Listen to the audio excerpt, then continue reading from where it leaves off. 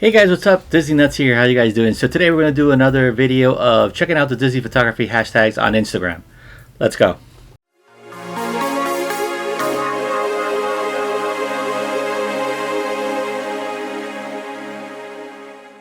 Okay, top post here. We got something, I guess this is from Tokyo Sea. Very nice. Love this and love the details of stuff like this where you can actually see, you know, all the textures of the roof and stuff like that. So this is really cool. Love shots like this when it comes to long exposures in the water and you get all that fun stuff on it. So yeah, this is really cool. Love this. We got Elsa here on the float, and this is, I love this, and I'm going to tell you why. Usually when people shoot, and I've mentioned this before, when they do photos of the floats, if you get the people in the back, it sometimes looks a little too noisy, but if you have no option that you're shooting this, you can actually shoot it upwards at an angle. In this case, this is what they did, and it looks really great because you got the castle in the back. It looks awesome, you know, and obviously you shot it with, whoever shot this was a pretty, you know, wide aperture, because you can see obviously season focus and what's right and back, and even some of the light here is actually out of focus, which is great. So this is probably like a 1.8 or something like that. I could be wrong. But this is a great shot. They're shooting upwards. They got the castle in the back. Really cool. Great job.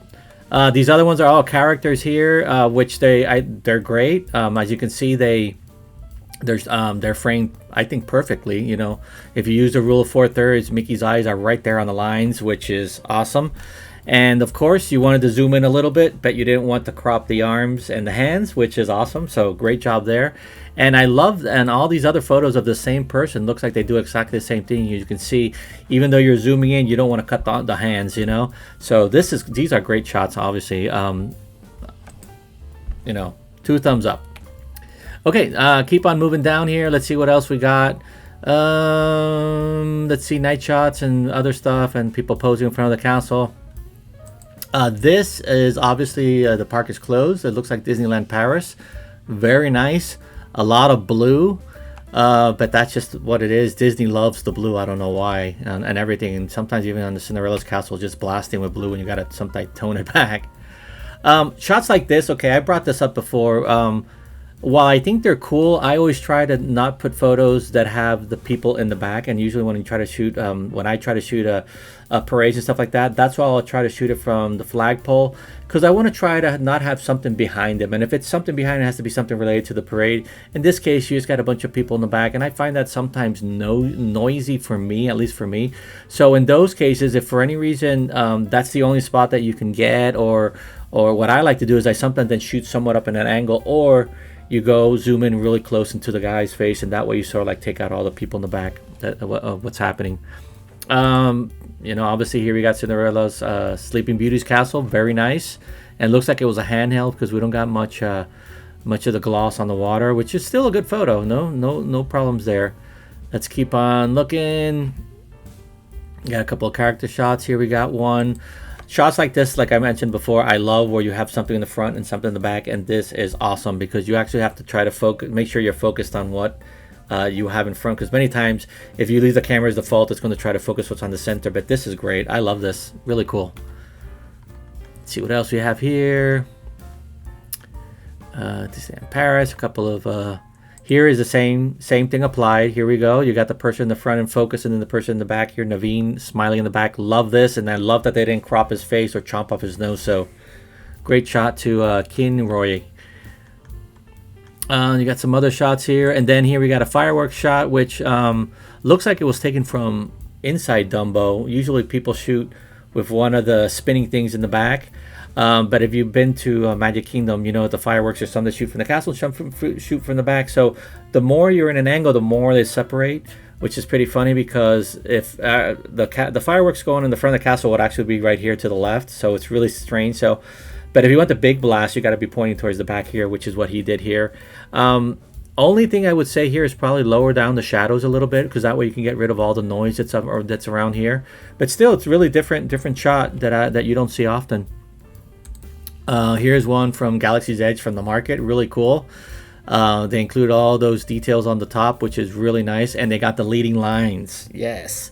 And I did a video of this of leading lines, which is where you use any of the stuff that you can to sort of like guide the eye into the center of the image or wherever you're trying to point the eye. And that's exactly what you see here. You see the top of the roof going from one corner, right on the corner, going all the way to the center. Awesome. Okay, let's do one more, and then we'll call it a day. I don't want to keep you guys here too long. Here is Mickey, and here is one that which is a great shot, but there's something that I would recommend on it. And usually when you're doing shots where the person is tilted in an angle, I'm sure you guys have seen it tons of times where you take that photo and the person is like right on the corner of the photo. And that's using the rule of 4/3, where you actually try to put the person on the intersecting point, you know, either the eye or something like that.